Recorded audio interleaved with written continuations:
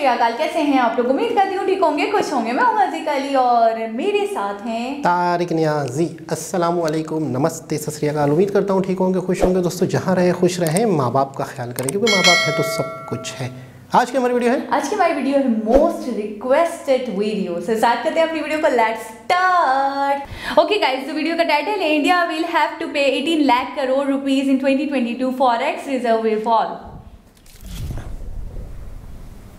नमस्कार, नहीं welcome to all affairs. मैं हूं प्रशांत धवन। नाउ यहाँ पर आप थंबनेल में बिल्कुल ठीक पढ़ रहे हैं, काफ़ी बड़ा अमाउंट है। बिल्कुल 256 बिलियन डॉलर्स का कर्ज चुकाना होगा भारत को 2022 में। नाउ ये अमाउंट इंडियन रुपीस में कितना हो गया? देखिए, इंडियन रुपीस में ये अमाउंट हो गया रफली 18 से लेकर 19 लाख करोड़ रुपए भारत को चुकाने होंगे। और ऐसा नहीं है कि कोई पहाड़ टूट पड़ा हम पर, ये हमको पता था कि ये पैसा चुकाना ही है। Eventually it had to happen.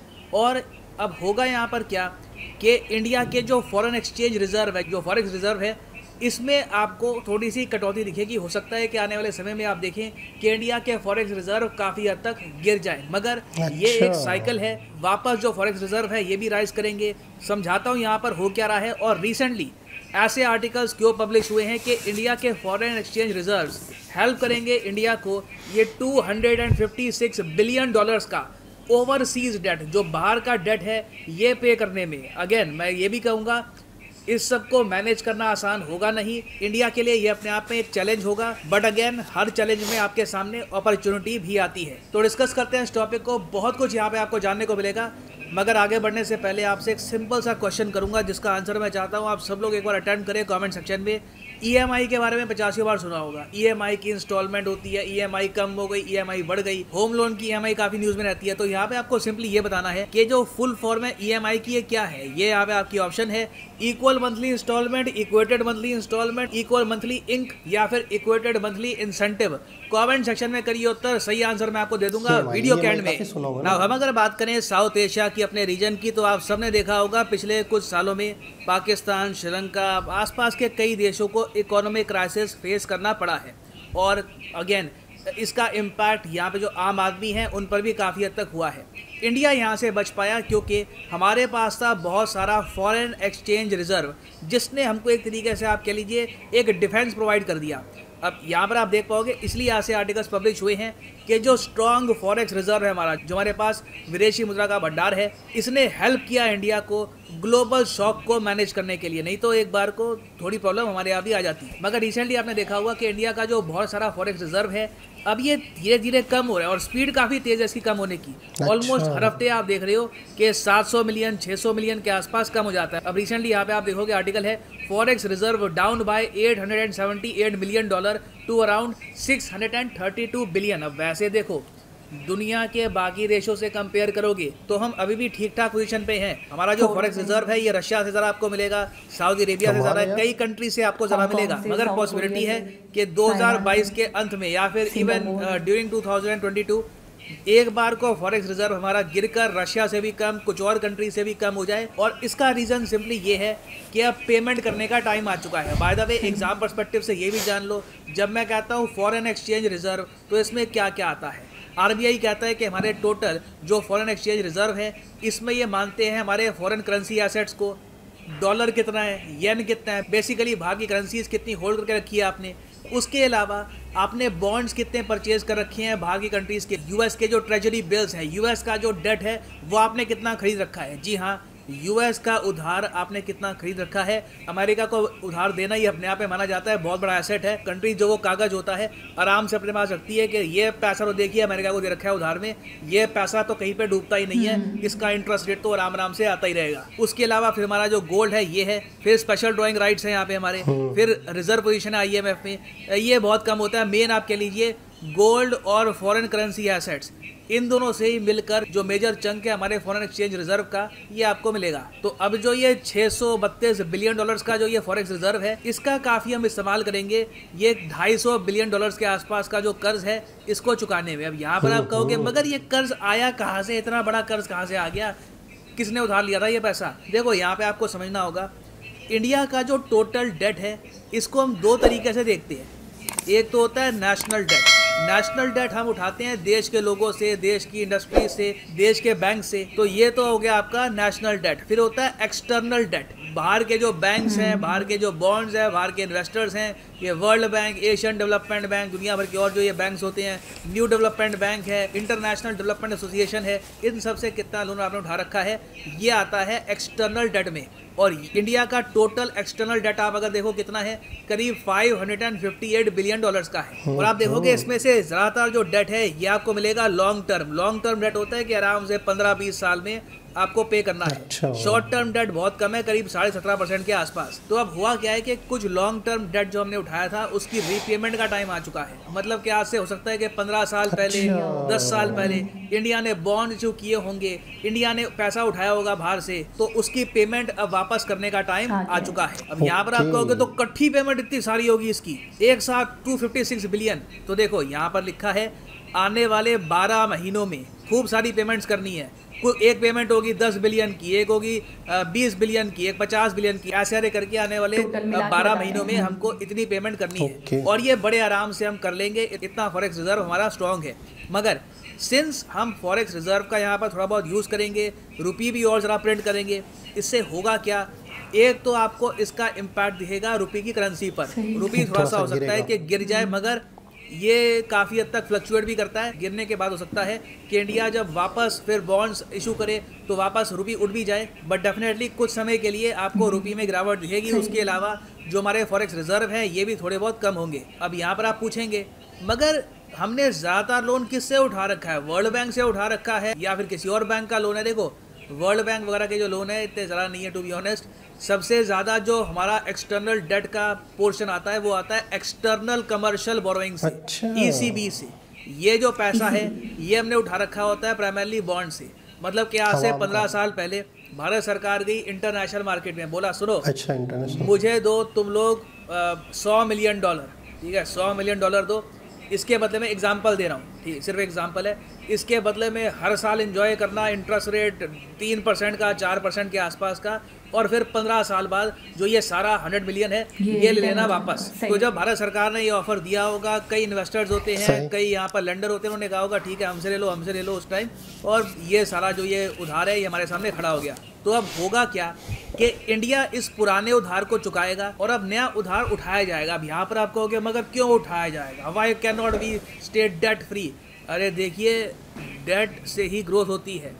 आपको पैसा चाहिए और ग्रो करने के लिए, और सड़कें बनाने के लिए, हॉस्पिटल को बनाने के लिए, बेसिकली अपनी इंडस्ट्रीज को स्ट्रॉन्ग करने के लिए, तो उसके लिए आपको चाहिए उधार। मगर उधार होना चाहिए आपकी शर्तों पर।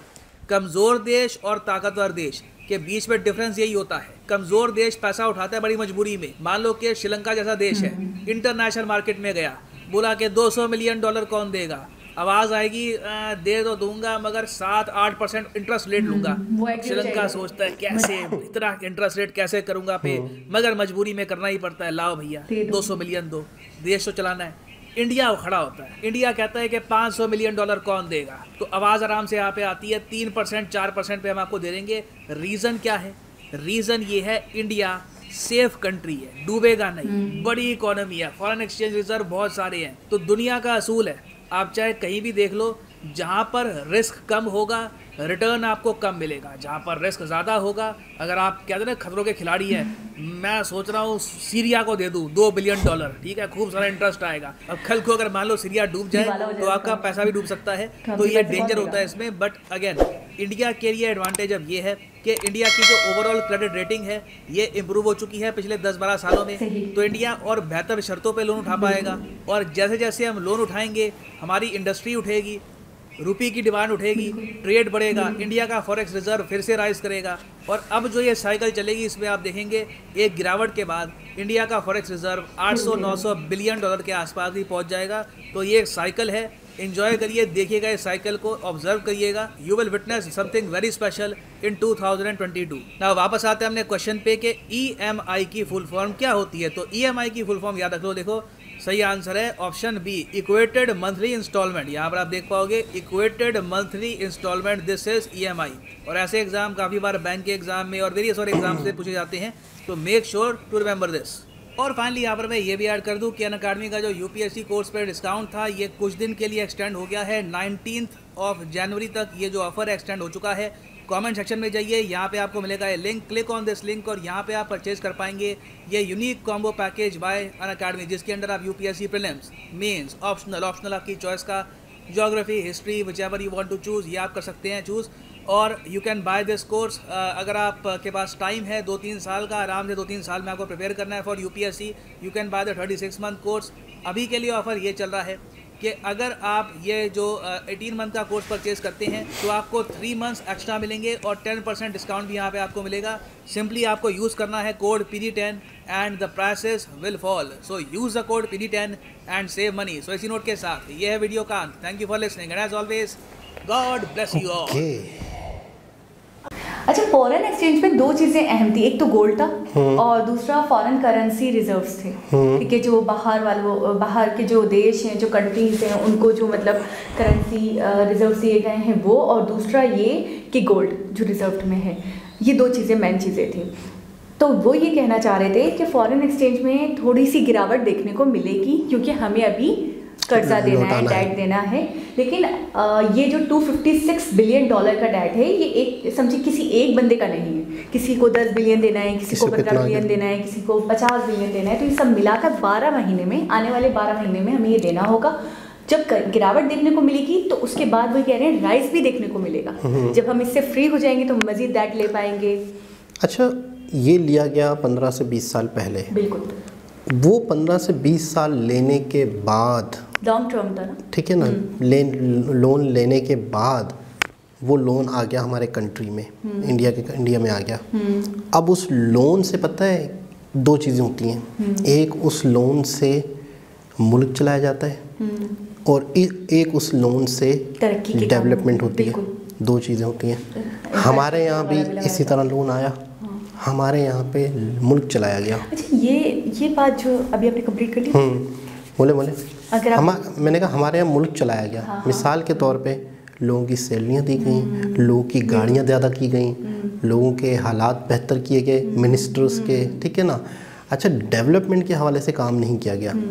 यहाँ पर 10-15 साल पहले लोन लेने के बाद तरक्याती काम हुए, उस पैसे को डबल किया गया। अच्छा, एक्सपोर्ट बढ़ाया गया अपना। हाँ। ठीक है, तरक्याती काम जैसे इंफ्रास्ट्रक्चर वगैरह बनाया गया, ज़्यादा मजबूत किया गया। तो देखो उससे जो अर्न किया तो अभी देने के लायक, अब देने के लायक है। क्योंकि कंट्री, इंडिया कंट्री है ऐसा जो सेफ कंट्री है, जिसे हर कंट्री खुशी से लोन देने को तैयार है। यानी कि अगर इंडिया बोलता है कि मुझे $500 मिलियन चाहिए तो बहुत सारे लैंडर्स खड़े हो जाते हैं। और इंडिया लोन लेता है तो अपनी शर्तों पे लेता है कि मैं 3% इंटरेस्ट दूंगा या 4% इंटरेस्ट दूंगा। तो खुशी जो भी कंट्रीज़ हैं वो लोन देते हैं कि हम ये 3% 4% तो वैसे इंजॉय कर लेंगे और बाद में 10-15 साल के बाद हमारी रकम बाहर आ जाएगी। ना सिर्फ इंडिया, कोई भी वो कंट्री जो मजबूत होगा ना, तो वो मतलब है कि लोन अपनी शर्तों पे ही ले सकता है। अच्छा, अभी हम इंडिया की बात कर रहे थे तो इंडिया की बात कर रही हूँ। अच्छा, अब मैं इंडिया से थोड़ा सा कंपेयर करूँ पाकिस्तान को, तो हमारे जो हालात थे, और अभी हम बहुत सारी वीडियोस में हमने देखा अभी, जिसमें प्रशांत धवन जी ने भी हमें बताया कि पाकिस्तान को बहुत कड़ी शर्तों के साथ लोन दिया गया है, क्योंकि पाकिस्तान अभी सेफ कंट्री नहीं है। डूबने के बहुत चांसेस हैं कि 200 मिलियन 500 मिलियन जो दे दिए जाएंगे तो पता नहीं मिले कि ना मिले, क्योंकि दिवाला हो चुका है एक तरीके से, बहुत ज़्यादा इकोनॉमी बर्बाद हो चुकी है पाकिस्तान की, तो हो सकता है ना दे पाए।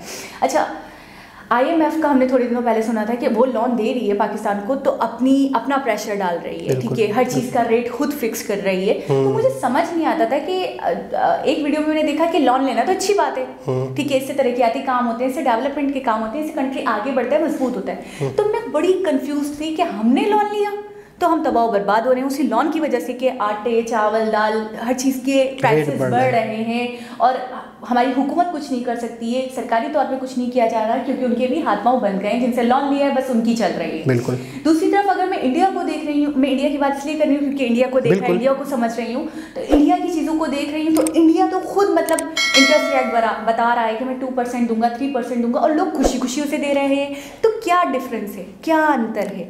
जो हम घाटे में हैं और लोग ले भी रहे हैं तो फायदे में हैं। तो अब मुझे समझ में आया डिफरेंस ये है कि जो मजबूरी में ले रहे हैं, जैसे सिंगापुर, जैसे पाकिस्तान, तो वो कड़ी शर्तों के साथ ले रहे हैं। श्रीलंका, ठीक है, तो वो कड़ी शर्तों के साथ ले रहे हैं कि क्या कहते हैं, ठीक है भाई हमारी मजबूरी आप हमें दे दो, जितना इंटरेस्ट क्योंकि मुल्क तो चलाना है, हाँ, जितना प्रेशर दोगे, जो आप कहोगे वो होगा, ठीक है, और उनकी एक अथॉरिटी हो जा रही है। और दूसरी बात, इंडिया जैसे अगर कंट्री ले रहा है तो वो कड़ी शर्तों के साथ नहीं ले रहा, क्योंकि वो मजबूरी में नहीं ले रहा। वो तरक्याती कामों के लिए, अगर वो एक कंट्री अगर उसके साथ कुछ हेराफेरी करता है या कुछ मतलब एटीट्यूड दिखाता है या कुछ मसले मसाइल करता है या उसको दबाता है, तो वो बोलेगा भाई रहने दो, मैं किसी और से ले लूंगा, दूसरा कंट्री दे देगा। बिल्कुल ऐसा ही है, ऐसा ही है। तो ये है कि जब भी कोई कंट्री लोन लेता है तो उससे पहले कम से कम अपनी पॉलिसीज़ को सीधा कर ले कि मेरे पास लोन आएगा तो कम से कम मैं उतने % लोन को डेवलपमेंट में लगाऊं और इतने % लोन को मैं अपने कामों में यूज़ करूं। यानी कि लोन को टोटली वेस्ट ना कर दूं। जिसने लोन को वेस्ट कर दिया वो समझो बाद में चंद सालों के बाद, 10-15 सालों के बाद लोन देने के काबिल भी नहीं है। अच्छा, लोन देने के लिए पाकिस्तान में इस वक्त ये हालात है कि अब लोन तो चुकाना है, जो इंडिया ने लोन लिया दूसरे कंट्री से, तो पाकिस्तान को मज़ीद लोन लेना पड़ रहा है। एक लोन को देने के लिए दो क्योंकि फ़ौरन, क्योंकि एक्सपोर्ट था नहीं, ठीक है, फॉरेन रिजर्व नहीं थे, नहीं है, तो जिसकी वजह से मज़ीद लोन लेके लोन चुकाना पड़ रहा है। तो पाकिस्तान बहुत ज़्यादा मतलब पीछे से पीछे जाए जा रहा है इस मामले को लेके। लेकिन वही वाली बात है कि इंडिया वालों ने अपने काम को समझा, अपनी चीज़ों को समझा, अपने लोन को समझा, अपने लोन का सही इस्तेमाल किया। हम कहते हैं 18 लाख करोड़ कोई बड़ी बात नहीं, बड़ी बात हम दे देंगे, खेलते दे देंगे। अच्छा, ये हमारे लिए बड़ी बात है। अच्छा, 18 लाख करोड़ हम सुन रहे हैं तो हमारे लिए बहुत बड़ी बात है, इतना कहाँ से होगा। और हमसे तो एट दैट टाइम अगर 18 लाख की भी बात कर ली जाए तो हम परेशान हो जाएंगे, लेकिन 18 लाख करोड़ बड़ी बात नहीं है। वही कहें कि हम आराम से स्कूल से दे सकते हैं। तो अभी भी मैं कहता हूँ कि बहुत ही बेहतर तरीके से पॉलिसीज़ हों, बहुत ही बेहतर तरीके से मामलात हों तो मामलात सेट हो सकते हैं। अच्छा, लेकिन बहुत देर लगेगी। मैं ये सोच रही हूँ, इंडिया ने 10-15 साल में उन्होंने खुद मेंशन भी किया कि अपनी इमेज बहुत अच्छी कर ली, बेहतर कर ली है, बहुत बेहतर कर ली, इतनी बेहतर कर ली है कि इंडिया को सेफ कंट्री समझा जाता है कि हम इनको पैसा देंगे ना, अगर बिल्कुल बच्चों की तरह समझे तो हमारा पैसा नहीं डूबने वाला, हमें इंटरेस्ट भी मिलता रहेगा साल के साथ 3%, 4% जो भी है, और हमारी असल रकम जो है ना वो अपनी जगह रहेगी, वो 10-15 साल में हम निकाल लेंगे। आपने मिसाल सुनी ना सीरिया की, कि आप सीरिया अगर आपसे लोन मांग रहा है तो आप खतरों के खिलाड़ी बन जाए और उनसे लोन लें।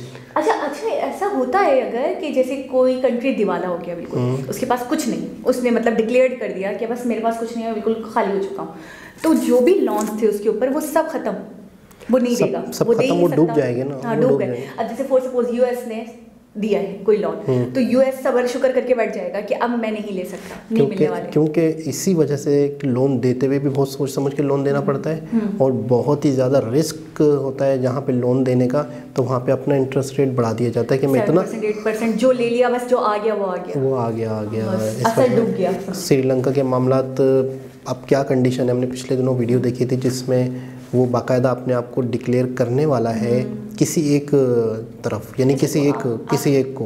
आप थोड़ा सा आइडिया लगाए ना कि जहाँ पे फूड क्राइसिस हो जाए, बिल्कुल, जहाँ कहत साली हो जाए कि लोगों को फूड ना मिले, तो आप खुद बताएं उस कंट्री में क्या बचा होगा। फॉरेन रिजर्व और दूसरी चीज़ों की तो बात ही नहीं कर सकते ना। सही है कि इस वीडियो से हमने ये समझा कि आप अपनी लाइफ में भी, आपके अगर मुसीबत आती है इंसान के ऊपर, एक घर के ऊपर अगर हम आ जाते हैं तो आपको बहुत मजबूरी में लोन लेना पड़ सकता है। तो ये समझ में आया कि आप उस लोन को खाने पीने में तो इस्तेमाल करेंगे, घर के आटे चावल जीने के लिए, लेकिन साथ साथ उस लोन को लुटाने के लिए भी इस्तेमाल करें। अच्छा, कभी-कभी मैंने देखा है हमारे साइड पे प्रॉपर्टी का बड़ा मसला होता है। तो अगर कोई प्लॉट है जो 50 लाख का है, लेकिन लोग मजबूरी में बेच रहे हैं, तो वो क्या करते हैं 40 लाख का भी बेच देते हैं, 45 पे भी बेच देते हैं कि जी अभी ज़रूरत है, मुझे मतलब एट दैट टाइम मुझे पैसे चाहिए, चाहे मैं नुकसान उठा लूँ। बिल्कुल ऐसे ही होता है मजबूरी। अच्छा, जब इंसान मजबूरी में नहीं कोई काम करता है, जब खुशी से कर रहा है कि ठीक है मेरी इतनी प्रॉपर्टी है, ये भी बेचना चाह रहा हूँ, तो 4-5 पार्टीज अच्छी मिल गई हैं और कंपटीशन बड़ा टफ हो गया, कोई 50 बोल रहा है तो कोई 55 बोल रहा है तो कोई 60 बोल रहा है, तो वो अच्छा खासा ले लेता है वेट करके आराम से। वो मजबूरी नहीं होती ना उसकी। अब जैसे उसके सर पे एक लटकती तलवार नहीं है कि उसको चाहिए ही चाहिए, वो आराम से इंतजार 1 महीने 1.5 महीने 2 महीने कर सकता है। तो यहाँ पे भी मैंने ये देखा कि जो कंट्रीज मजबूरी में ले रहे हैं तो सामने वाला उनका फायदा उठा रहे हैं, ठीक है। और जो कंट्रीज अकड़ के ले रहे हैं अपनी डेवलपमेंट के लिए, अपना मतलब अपने आप को मजीद आत्मनिर्भर बनाने के लिए, अपने आप को मजीद स्ट्रॉन्ग बनाने के लिए, तो वो अपने शर्तों पे ले रहे हैं। बिल्कुल ऐसा ही है। तो ये है कि सबसे मेन चीज़ है कि अपने आप को इंसान इतना मजबूत करे, अपना कंट्री को इतना मजबूत करें कि सबसे पहले तो लोन की ज़रूरत ना हो। और मजबूरी का तो हर कोई फ़ायदा उठाता है। और अगर मजबूरी में लोन लेना भी पड़ रहा है तो आपको उस लोन को डबल करने का सोचना चाहिए कि मैं उनसे पैसे तो एक बहुत ही इंटरेस्टिंग वीडियो और हमारे लिए बहुत बहुत बहुत अवेयरनेस चीज़ के अंदर हमें बहुत कुछ सीखने को मिला, बहुत कुछ समझने को मिला। प्रशांत भैया को हम अपना टीचर मानते हैं। अच्छा, ये वो सवाल था जो मेरे दिल में ही था। अच्छा, सुन लिया था उन्होंने। अच्छा आपके जो स्टूडेंट हैं तो आपको तो टीचर कहते होंगे, तो अगर प्रशांत भैया को क्या कहेंगे? दादा टीचर? क्या मतलब? Grand teacher? तो उस्ताद के भी उस्ताद हैं। Grand teacher? Grand teacher. तो खैर दोस्तों, एक बहुत ही ज़बरदस्त इन्फॉर्मेटिव वीडियो, दोबारा किसी और वीडियो के साथ आपसे मुलाकात होगी। जब तक के लिए अल्लाह हाफिज़।